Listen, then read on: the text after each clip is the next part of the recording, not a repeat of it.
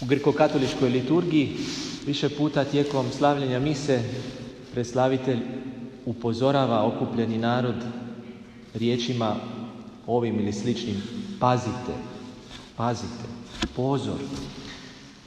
Želi reći: pazi kako slušaš. O tvom slušanju ovisi plod u tebi i tvoja sudbina. Nismo se ovdje skupili da komentiramo aktualna događanja. Nismo ovdje da iznosimo osobna mišljenja. Nismo ovdje da obavimo neki ritual i ostanemo vjerni nekom običaju.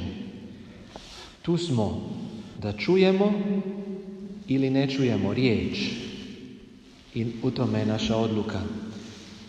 U tome je naša sudbina.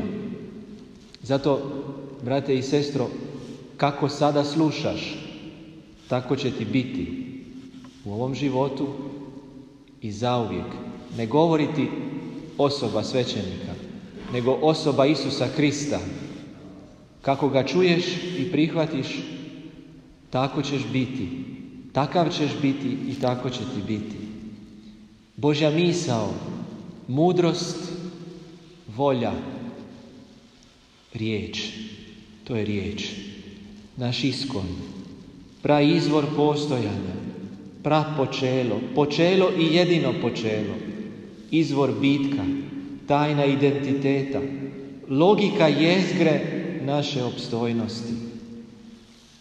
U njoj, u njemu je život svih, i katolika i ateista, i lijevih i desnih, i cijepljenih i necijepljenih. A život u sebi nosi snagu svjetla. Život je svjetlo, draga braćo i sestre. Ali život u toj riječi, u njemu riječi. Pred životom koji je svjetlo, mi ne možemo a da se ne pitamo: živim li ili samo preživljavam, ili životarim, malakšem, kopnim, nestajem? Ima li u meni njega ili nestajem? U tami svijetli, u mojoj duši je tama, ako ona nije u njemu, jer u njemu je život duše, a život je svjetlo.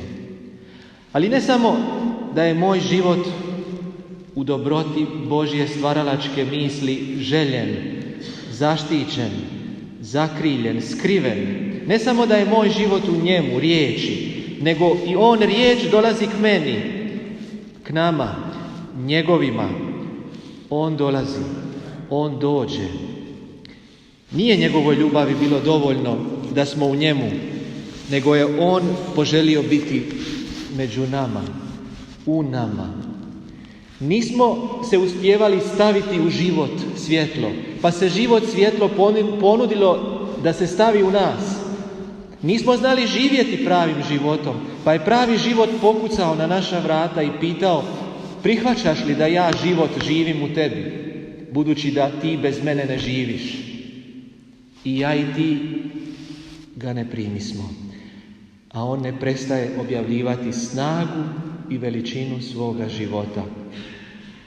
Život živi naš život, a mi beživotni životarimo ne prihvaćajući ga. Kakva tuga!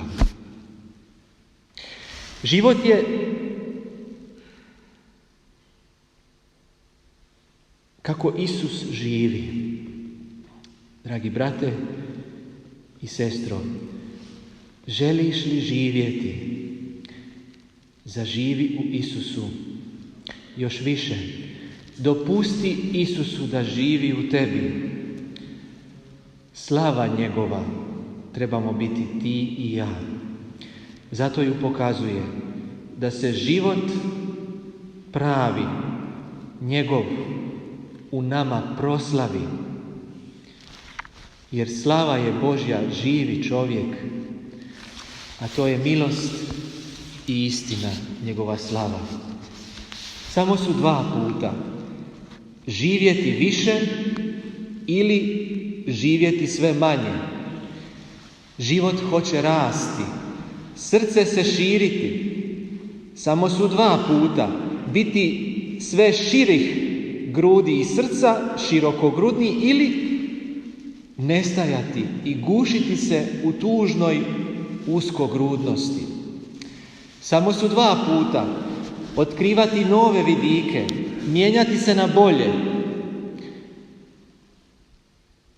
s više istine oblikovati stavove, odluke, ili ostajati kiseo, gorak, ustajao i učmao i tvrd u onome svome što nije prožeto njime. Živjeti više znači živjeti drugačije, živjeti bolje, ponašati se bolje, rasuđivati bolje. Istina oslobađa i povezuje, jedino ona povezuje. Zato svaka razjedinjenost označava da se netko ili neki udaljiše od života, od riječi.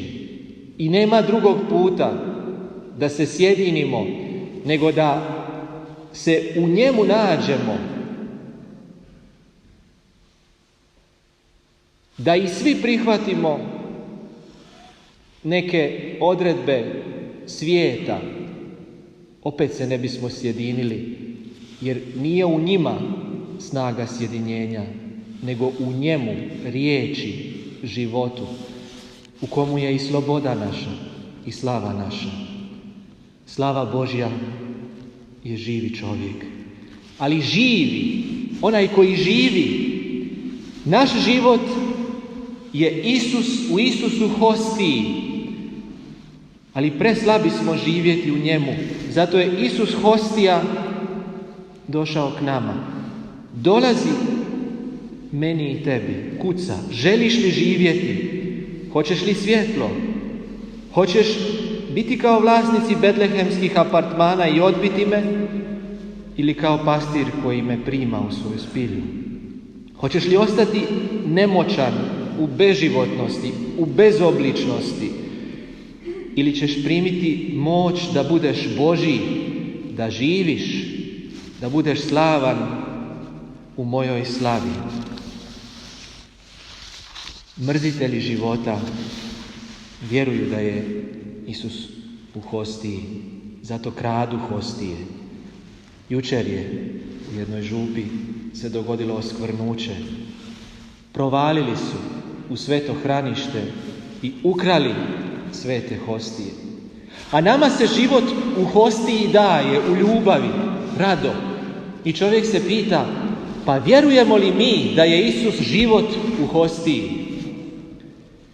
I možemo li ga kršćani, katolici, ljubiti barem toliko koliko ga sotonisti mrze i stati na stranu istine i života, izabrati raj nasuprot pakla, koji je razjario ralje svoga bezdana ispod svih mlakih katolika.